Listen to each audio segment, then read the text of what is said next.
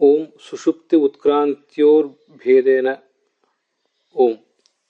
ಇದು 1ನೇ ಅಧ್ಯಾಯದ 3ನೇ ಪಾದದ 42ನೇ ಸೂತ್ರ. ಈ ಸೂತ್ರ ಯಾಕೆ ಹೊರಟಿದೆ ಅಂತನ್ನೋದನ್ನ ಬ್ರಹ್ಮಸೂತ್ರ ಭಾಷ್ಯ, ಅಣುಭಾಷ್ಯ ಮತ್ತು ತತ್ವಮಂದಿರಿಗನುಸಾರವಾಗಿ ನೋಡಬೇಕು. ಈ ಬ್ರಹ್ಮಸೂತ್ರ ಭಾಷ್ಯದಲ್ಲಿ ಹೀಗೆ ಅದು ವರ್ಣನೆ ಮಾಡ್ತಾರೆ. ಅಸಂಗತ್ವಂ ಪರಮಾತ್ಮನಃ ಉಕ್ತಂ. ಪರಮಾತ್ಮನು ಅಸಂಗನಾಗಿದ್ದಾನೆ ಅಂತ ನೀವು ವರ್ಣನೆ ಮಾಡಿದ್ದೀರಿ, ಆದರೆ ಅದು ಸರಿಯಲ್ಲ.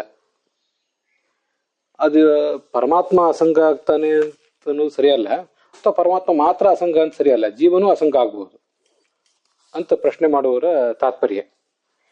ಅದು ಯಾಕೆ ಅಂದ್ರೆ, ಸ್ವಪ್ನಾದಿಗಳನ್ನು ಕಾಣಬಲ್ಲಂಥ ಯಾವನಿದ್ದಾನಲ್ಲ ಅವನನ್ನೇ ಇಲ್ಲಿ ಈ ಅಸಂಗ ಅಂತ ಶಾಸ್ತ್ರದಲ್ಲಿ ವರ್ಣನೆ ಮಾಡಿದ್ದಾರೆ. ಸ್ವಪ್ನಾದಿಗಳನ್ನು ಕಾಣಬಲ್ಲವನನ್ನ ವರ್ಣನೆ ಮಾಡುವ ಪ್ರಸಂಗದಲ್ಲಿ ಅವನಿಗೆ ಅಸಂಗತ್ವವನ್ನು ತಿಳಿಸಿದ್ದಾರೆ. ಅದೆಲ್ಲಿ ವಾಕ್ಯ ಅಂದ್ರೆ ಬೃಹದಾರಣ್ಯಕದ 6ನೇ ಅಧ್ಯಾಯ.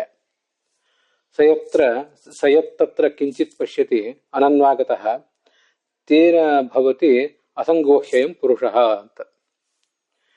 ಇದು ಅಲ್ಲಿ ಕಂಡು ಬರುವಂಥ ಮಾತು. ಅದರ ವಾಸ್ತವಿಕ ಅಭಿಪ್ರಾಯ ಏನು ಮತ್ತೆ ಅದರ ತಾತ್ಪರ್ಯ ಏನು ಅಂತ ಅನ್ನೋದನ್ನೆಲ್ಲ ಪ್ರಶ್ನೆ ಮಾಡುವವರು ಏನು ಅಭಿಪ್ರಾಯ ಪಡ್ತಾರೆ, ವಾಸ್ತವಿಕ ಅಭಿಪ್ರಾಯ ಏನು ಅಂತ ಅನ್ನೋದನ್ನೆಲ್ಲ ಈಗ ನೋಡೋಣ ಈ ಮುಂದಿನಂತೆ.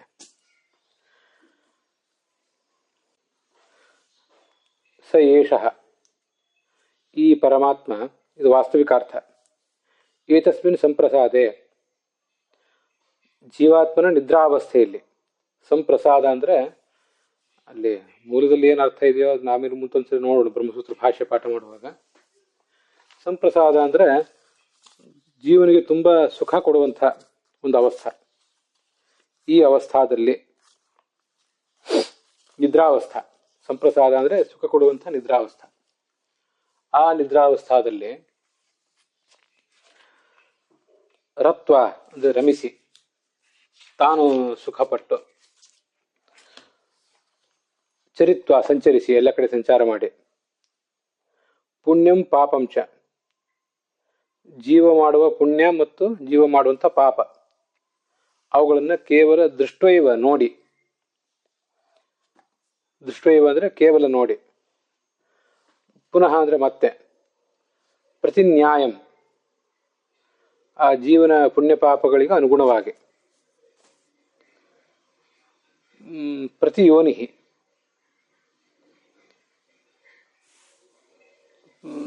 ಪ್ರತಿಯೊಂದು ಅವನವನ ನಾಡಿ ಇತ್ಯಾದಿಗಳನ್ನು ಸಂಚಾರ ಮಾಡಿ, ಆದ್ರವತಿ ಸ್ವಪ್ನ ಸ್ಥಾನಕ್ಕೆ ಜೀವನ ಜೊತೆಗೆ ಹೋಗ್ತಾನೆ. ಸಹ ಪರಮಾತ್ಮ ತತ್ರ ಆ ಸ್ವಪ್ನಾವಸ್ಥೆಯಲ್ಲಿ ಕಿಂಚಿತ್ ಪಶ್ಯತಿ, ಏನನ್ನು ನೋಡ್ತಾನೋ. ಇದು ಈಗ ನಮಗೆ ಬ್ರಹ್ಮಸೂತ್ರ ಭಾಷ್ಯದಲ್ಲಿ ಬಂದಿರೋದು ಇಲ್ಲಿಂದ. ಸಯತ್ರ ತತ್ರ ಕಿಂಚಿತ್ ಪಶ್ಯತಿ ಅನನ್ವಾಗತಃ ತೇನ ಭವತಿ ಅಸಂಗೋಹ್ಯಯಂ ಪುರುಷಃ ಅಂತ.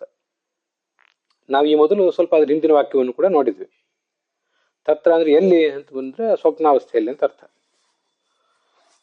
ಸಹ ಪರಮಾತ್ಮನು ತತ್ರ ಸ್ವಪ್ನಾವಸ್ಥೆಯಲ್ಲಿ ಕಿಂಚಿತ್ ಪಶ್ಯತಿ, ಏನನ್ನು ನೋಡ್ತಾನೋ, ತೇನ ಆ ಜೀವನ ಸ್ವಾಪ್ನ ದರ್ಶನದಿಂದ ಪರಮಾತ್ಮನು ಅನನ್ವಾಗತಃ ದುಃಖದಿಂದ ಅಸ್ಪೃಷ್ಟನಾಗಿ, ದುಃಖದ ಸ್ಪರ್ಶವೇ ಇಲ್ಲದವನಾಗಿ ಭವತಿ ಇರುತ್ತಾನೆ.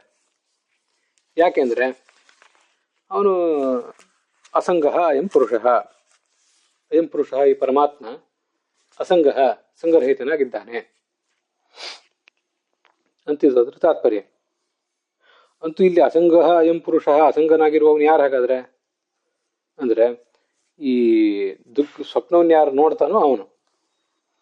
ಇಲ್ಲಿ ಪಶ್ಯತಿ ಅಂತಂತೂ ಇದ್ದೇ ಇದೆಯಲ್ಲ, ಸ್ವಪ್ನವನ್ನು ನೋಡ್ತಾನೆ ಅಂತ.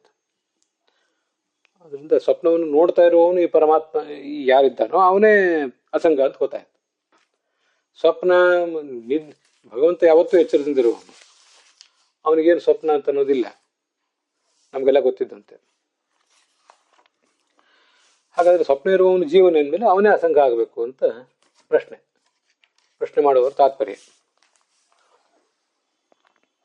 ಇತಿ ಸಚ ಜೀವ ಇತಿ ಪ್ರಸಿದ್ಧೇ ಬ್ರಹ್ಮಸೂತ್ರ ಭಾಷ್ಯದಲ್ಲಿ. ಅವನೇ ಜೀವ ಅಂತ ಪ್ರಸಿದ್ಧ ಇದೆ. ಅದರಿಂದ ಪರಮಾತ್ಮನನ್ನ ಅಸಂಗ ಅಂತ ಹೇಳ್ತೀರಿ, ಹೇಗೆ ಹೇಳ್ತೀರಿ? ಅಥವಾ ಅವನು ಮಾತ್ರ ಅಸಂಗ ಅಂತನೂ ಏನೋ ಒಂದು ಅದೇಂತ ಹೆಗ್ಗಳಿಕೆ ಏನಂತದ ಒಂದು ಪ್ರಶ್ನೆ ಅಥವಾ ಭಕ್ತಿ. ಅದಕ್ಕೆ ಈ ಸೂತ್ರ ಹೊರಟಿದೆ. ಈ ಸುಷುಪ್ತಿ ಉತ್ಕ್ರಾಂತಿಯೋ ಭೇದೇನ ಅಂತ ಮತ್ತು ಈ ಸೂತ್ರ ಅದಕ್ಕೆ ಹೊರಟಿದೆ. ಈಗ ಈ ತತ್ವಮಂಜರಿಯಲ್ಲಿ ಅದರ ಮಾತುಗಳನ್ನು ಈಗ ನೋಡೋಣ. ನಾನು ಅಥಾಪಿ ಸೋಕ್ಷರೋ ಹರಿರಿತ್ಯಯುಕ್ತಂ. ಈ ಸೋಕ್ಷರೋ ಹರಿಹಿ ಅಂತನ್ನುವಲ್ಲಿ ಅಕ್ಷರಾಧಿಕರಣದಲ್ಲಿ ಅಕ್ಷರ ಶಬ್ದ ವಾಚ್ಯನಾದವನು ಹರಿ ಅಂತ ನೀವು ಹೇಳಿದ್ರಿ, ಹಿಂದೆ ಬಂದದ್ದು ಮಾತದು. ಅಲ್ಲಿ ನೀವು ಆ ಥರ ಹೇಳಿದ್ ಸರಿಯಾಗಲಿಲ್ಲ ಅಂತ ಪ್ರಶ್ನೆ.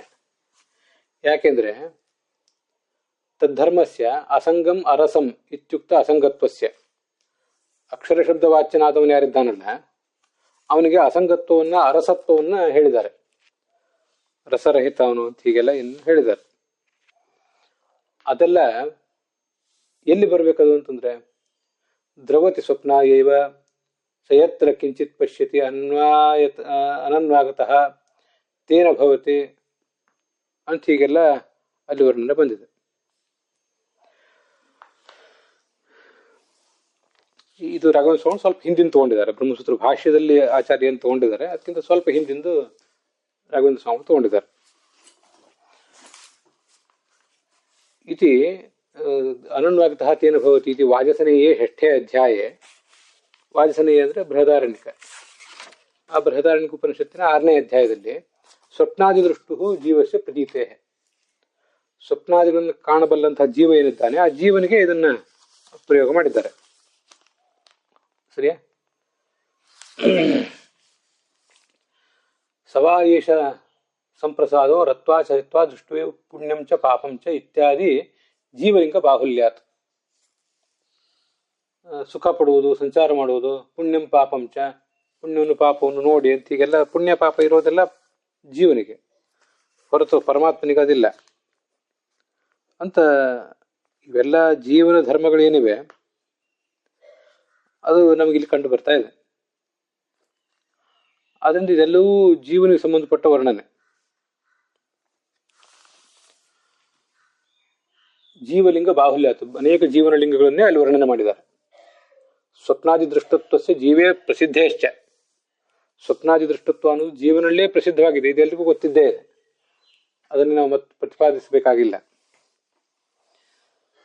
ಅಸಂಗತ್ವಾದಿ ಬ್ರಹ್ಮಲಿಂಗಾನ ತದಭಿನ್ನ ಜೀವ ಚೈತನ್ಯ ಸಂಭವಾತ್ ಇತ್ಯತಃ ಪ್ರಾಪ್ತಂ.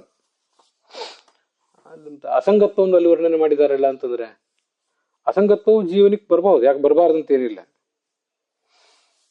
ಜೀವ ಅಂದ್ರೆ ಪರಮಾತ್ಮ ಅಂದ್ರೆ ಇಬ್ರು ಒಂದೇ, ಅದರಿಂದ ಅವ್ರಿಗೆ ಅಸಂಗತ್ವ ಯಾಕೆ ಬರಬಾರ್ದು? ಅದ್ವೈತಿಗಳೇ ಪ್ರಶ್ನೆ ಮಾಡ್ತಿದ್ದಾರೆ ಅಂತಲ್ಲ, ಯಾರೋ ಒಬ್ರು ಪ್ರಶ್ನೆ ಮಾಡ್ತಿದ್ದಾರೆ, ಹೀಗೂ ಹೇಳ್ಬಹುದಲ್ಲ, ಅದ್ವೈತಿಗಳ ಪರವಾಗಿ ಇದನ್ನು ವ್ಯಾಖ್ಯಾನ ಮಾಡಬಹುದಲ್ಲ ಅಂತ ಏನೋ ಕೇಳ್ತಿದ್ದಾರೆ. ಅದರಿಂದ ನಿರ್ದಿಷ್ಟವಾಗಿ ಯಾರು ಪ್ರಶ್ನೆ ಮಾಡ್ತಿದ್ದಾರೆ ಅಂತ ನಮ್ಗೆ ಬೇಕಾಗಿಲ್ಲ. ಅಲ್ಲಿ ಅದ್ವೈತಿಗಳು ಮಾಡ್ತಾರೆ ಅಂತ ತಿಳಿಬಹುದು, ಅವ್ರ ಪರವಾಗಿ ಇನ್ನೊಬ್ರು ಯಾರೋ ಮಾಡ್ತಾರೆ ಅಂತಲೂ ತಿಳಿಬಹುದು. ಇತ್ಯತಃ ಪ್ರಾಪ್ತಂ. ಈ ಪ್ರಶ್ನೆಗೆ ಉತ್ತರ ರೂಪವಾಗಿ ಸುಷುಪ್ತ್ಯುತ್ಕ್ರಾಂತಿಯೋರ್ ಭೇದೇನ ಅನ್ನೋ ಸೂತ್ರ ಹೊರಟಿದೆ. ಅದಕ್ಕೆ ಅನ್ಯಶ್ಚ ಜೀವತಃ ಅಂತ ಹಿಂದೆ ಅನ್ಯ ಅಂತ ಅನ್ನೋದು ಬೇರೆ, ಜೀವತಃ ಅಂತ ಅನ್ನೋದು ಬೇರೆ, ಹೀಗೆಲ್ಲ ವ್ಯಾಖ್ಯಾನ ಮಾಡಿ ತೋರಿಸಿದ್ರು. ಈಗ ಹಾಗಲ್ಲ, ಇದನ್ನೊಂದು ವ್ಯಾಖ್ಯಾನ. ಜೀವನಿಗಿಂತ ಈ ಪರಮಾತ್ಮ ಭಿನ್ನನೇ.